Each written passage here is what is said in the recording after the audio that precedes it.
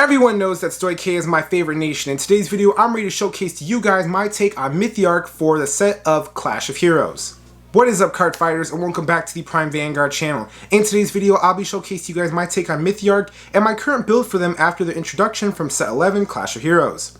I've personally been having a lot of fun with this archetype. I think that my list is going to be pretty unique compared to a lot of the Mythiarq decks I've seen, and even a lot of the pre-release sets that I've seen for this deck. I gotta say that I have a pretty unique list based off my experience with it, and I'm ready to hand over to camera 2 and showcase it to you guys. Alright you guys, here this video started off with, I am playing the Mythiarq ride line. Now, despite all of the other ride lines out there, I personally believe that the Mythiarq ride line is the best one. It gives you 2 bodies on board, and one of the pieces, since you only play one of it, will be able to have access to at any period in the game, that actually do very helpful skills. Besides the name alone, which will be the 2 bodies needed for the other skills that require Mythiarq names, you'll have 2 cards that come out on board that'll set up for Luruthzul's effect to get the discard off. It also assists in your early game rush, which means that having an early game rush with these cards that come onto the board later that don't require anything is valuable towards the later game. For the star of the show and Stoichea's new boss unit, we are playing 3 copies of the lovely Mythiarq Luruthzul. Luruthzul has the following effect of auto: when this unit is placed on Vanguard Circle, look at the top 7 cards of your deck. Choose up to 1 grade 3 or less unit card from among them, call it to Rearguard Circle, and shuffle the deck. If you have 5 or more units, your opponent chooses a card from their hand and discards it. Auto Vanguard Circle. When this unit attacks a Vanguard, cost Counterblast 1. Choose one of your rear guards with Mythiarq in its card name, return it to hand. Choose up to 1 unit card with Mythiarq in its different card name from the card returned by this effect from hand, and call it to Rearguard Circle. Luruthzul's first effect is actually pretty insane. A top 7 check to get any piece you want out from the deck is very valuable. It's going to increase our board so that this way, on top of the ride line, we'll have about 4 bodies on the board: the grade 1, the grade 2, the Vanguard, and then whatever you call it from the effect. You'll then have other abilities in the deck that will get that 5th body on board, so discard a card from your opponent's hand. Now, in OverDress, the discard of 1 is very valuable actually. Knocking out 1 defensive piece or a key piece they could have used later reduces the amount of cards they have to guard with, as well as set up for pieces later in the game. And in OverDress, hand sizes don't get very big unless you're playing against some of the meta decks right now, but even those decks require a certain setup. The bounce back ability with this deck works out very well since all of the effects that we have from our Mythiarq units are all on place, and for that particular reason we'll be able to switch it up. The only thing that becomes an issue in this deck sometimes is being able to have the targets of different names, which means that you'll have to pay attention to what you're discarding as well as what you're bouncing back with your effect to get this ability off. For Maddox grade 3, I am playing 4 copies of Mythiarq Alperial. Alperial has the following effect of auto: when this unit is placed on Rearguard Circle, if you have 3 or more units with Mythiarq in their card names, this unit gets 5,000 power till end of turn. Then it costs Counterblast 1 and draw a card.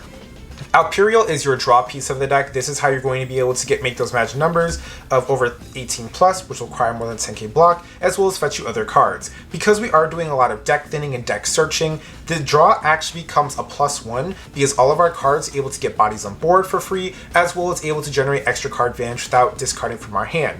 Very rarely do we touch our hand in this deck unless we have to for other effects, but usually cards like Alperial and the other cards we play in the deck give us those extra card draws or value that we need later. Going into our grade 2s, I play 1 copy of Atrocious Mothgirl Maple. Now, I play 1 copy of Atrocious Mothgirl Maple because this card is a free early game rush piece as well as a body that comes back to the board consistently.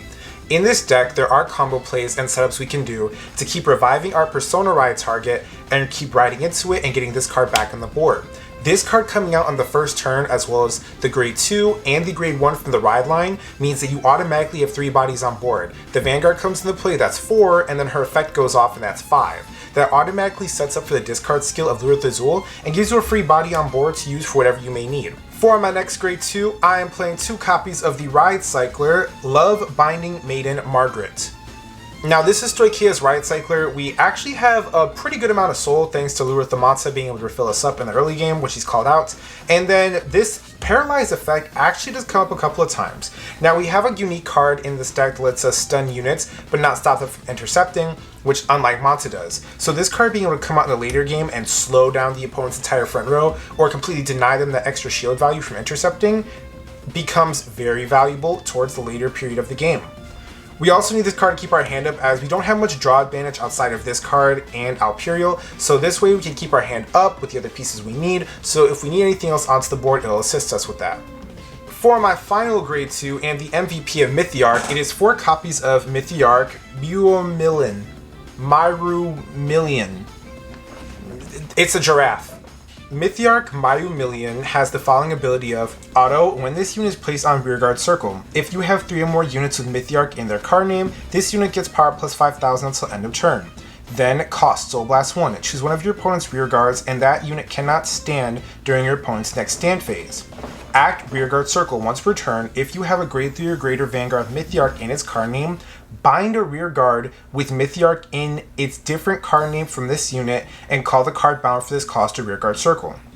The first ability is a Paralyze effect that powers this card up. It'll become a 15k attacker, while also stunning one of your opponent's units. You can stun one of their back row rear guards, which has been proven to be the most effective to slow down or reduce the power of their next attacks, or even sometimes stun one of their grade 3 pieces that they have in the front row. It doesn't prevent intercepting, unlike Luruthzul, so the setup you want to use is having this card, Mata, you bind Mata with this effect to get the soul charge, intercept, and then also use this effect to paralyze a unit on the board, which essentially takes out Interceptor and a main attacker for them, most cases. Or you can just target one unit at the same time and just take out the card entirely. The second ability is the most important skill of this card. It has actually been the one that I used the most compared to the first one.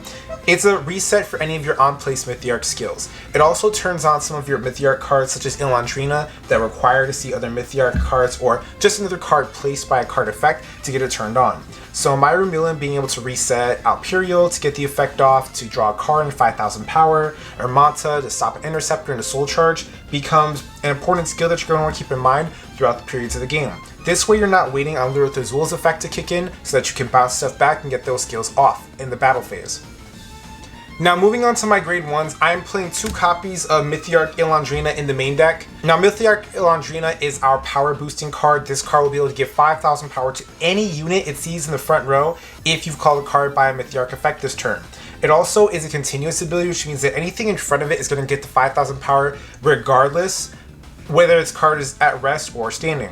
And the beauty of it is the simple fact that this is the card you're going to have in the back row before you recall a new unit with the Luruthzul skill, always making a magic number and being a booster ready to swing at your opponent. For my next grade 1, I am playing 3 copies of Mythiarq Ua's Disaster. Auto, Rearguard Circle. When this unit boosts a unit with Mythiarq in its card name, if your damage zone has 3 or more face down cards and you did not countercharge this turn, countercharge 1. This is obviously the resource management card for Mythiarq. It gives you a late game countercharge, which is perfectly fine because in this deck you don't counterblast outside of Luruthzul and Alperial anyway, and one other card, but that's only if you need it. Okay, now this is where the deck gets spicy. I play 3 copies of Performing Petal Diantha.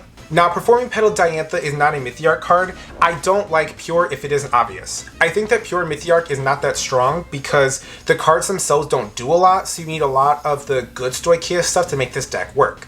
Now, Performing Petal Diantha is one of my favorite Stoicheia cards. This card being a Monster Reborn for any card in your drop zone once you hit grade 3 is valuable for this deck because Mythiarq only bounces pieces back to hand or relies on the piece it has on board to get effects going.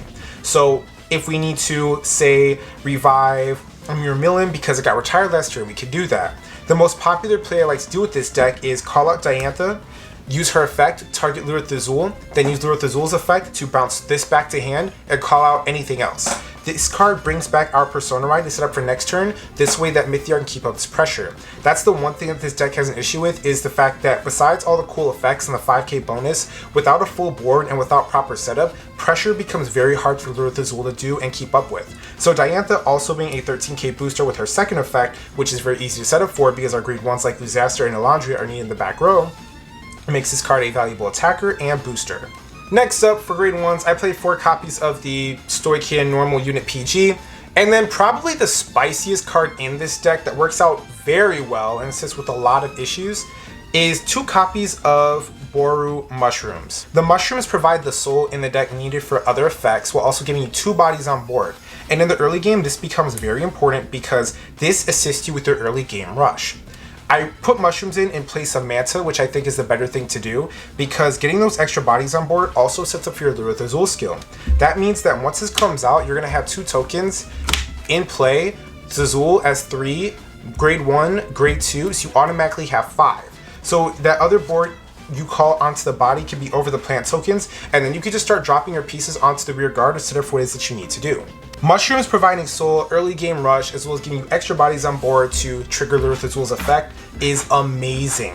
This card is extremely solid, and I do think it's a valuable tech piece you might want to consider for the deck. Now moving on to triggers, my trigger lineup for this deck is very aggressive. I am playing 8 critical with 4 copies of Sylvanhorn Beast Jackalope, 4 copies of Melodia Palmera, 3 copies of Frenzied Eris, 1 copy of the Stoichia OT, and then 4 copies of Zlatiorg, which is just a normal heal.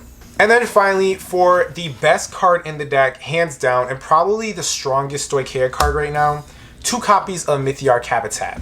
Now, Mythiarq Habitat is the promotional order card and it has an amazing effect. Look at the top 7 cards of your deck. Choose up to 1 unit card with grade less than or equal to your Vanguard called to rearguard circle and shuffle with the deck. Continuous deck, when you would search or choose a unit card from your deck, you may search or choose this card. Continuous, when this card will be called from deck to rearguard circle. Put it into hand instead of into the drop. This is without a doubt the best card in Stoichia, hands down, I'm saying it now.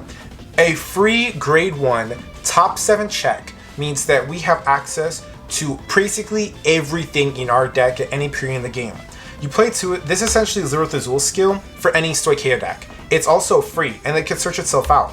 So I only play 2 in this deck because everything else you see here in today's deck profile I consider more valuable. There are certain pieces you can't call out, and the only one really being is just this and the PG. But everything else here that you see, you could call out from the deck. You can fetch out your Maples, you get your Mirror Millins, you can get your Elandrias. Everything that you need to start rushing with in the early game or just bounce back with Mythiarq Luruthzul's skill will be there for you. Hell, you can even search out Persona Ride, and that's how you get your copy set up for next turn. Card fighters, that concludes the entirety of this deck profile. Tell me your thoughts on my Mythiarq deck in the comment below and any improvements and adjustments I can make. I'm always open and willing to learn new improvements, new combos, and new strategies to make any deck that is low tier even better. With that being said, I'm curious to hear your thoughts on Mythiarq and what sort of builds you're going to come up with. But y'all go ahead and give this deck a try. I'll catch you later, guys. Peace.